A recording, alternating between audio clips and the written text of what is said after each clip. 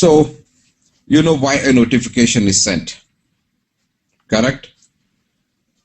To inform someone regarding something, to inform someone to perform an action or something like that, right? Do you agree with me? Can someone give me some scenarios where you want to have these notifications sent to the users?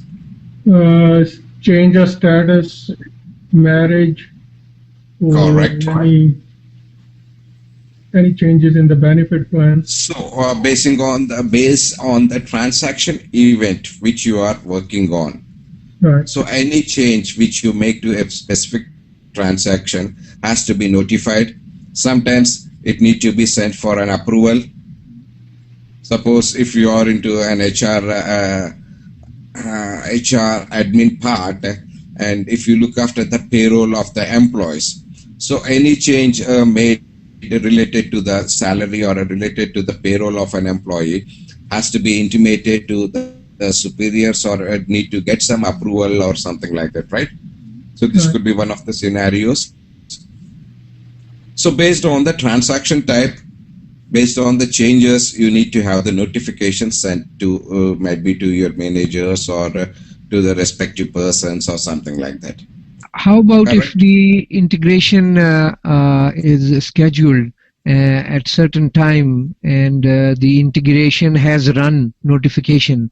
Is it the same place you configure? Yeah, that's correct. Okay. Okay. So here we have two options. One is trigger on launch. Okay. Whenever you have the integration scheduled and when the integration starts, like launch. So notification will be sent to the respective email IDs or the respective recipients, or if you have some groups to whom the intimation has to be sent. So you can specify those. Okay. This is something called trigger on launch. And we have the options of specifying the recipients here. If I say something like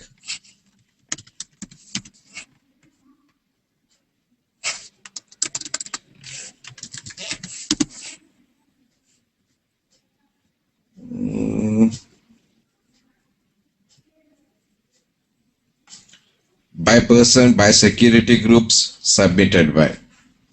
Okay, these are the three options which are available. I'll say by person, and based on that, I can give some group. So these are the groups available. So you can have your own security groups and you can do that. Okay. And instead of selecting these recipients, if you directly want to send the notification to a specific email ID, say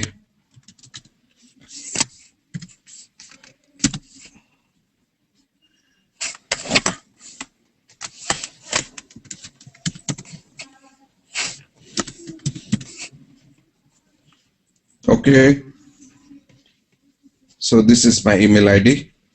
So if you want to send it to this particular email ID, you can specify and you can add a number of email IDs. There is no restriction. Okay, so each row will have one email ID here. And now, what should be the subject and what should be the content? Usually we receive notifications in the form of a mail, right? So a mail need to have a subject and a body. So we need to create a subject here. By using this plus symbol, okay, you can create your own subject format. Like what I want to specify my subject is the integration event. So this will be the integration event, name of the integration event. I am specifying integration event. Okay. So the status we are looking at is launch, right? say if you want to have some meaningful like integration event has been, okay, and the third field say status is nothing but launching is happening, right? int event status. So integration event has been launched. I need to specify the date and time or time, something like that. So for that reason, what I would like to take is current moment. So current moment, date and time. These are the fields which are delivered by Workday, external fields. And text is the one which we can create our own text message. So integration event has been launched at so and so time and date.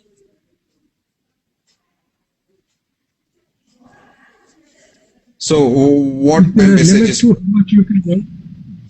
No, you can have your own extensions. There's no limit for the number of fields what you have.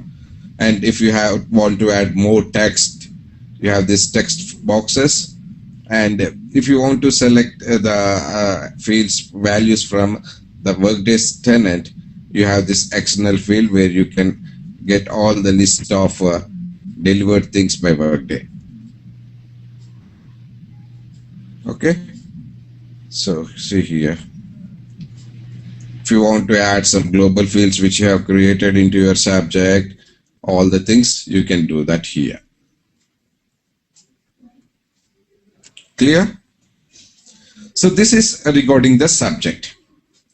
So based on the subject, can someone tell me what should be the body? Might be in your own language.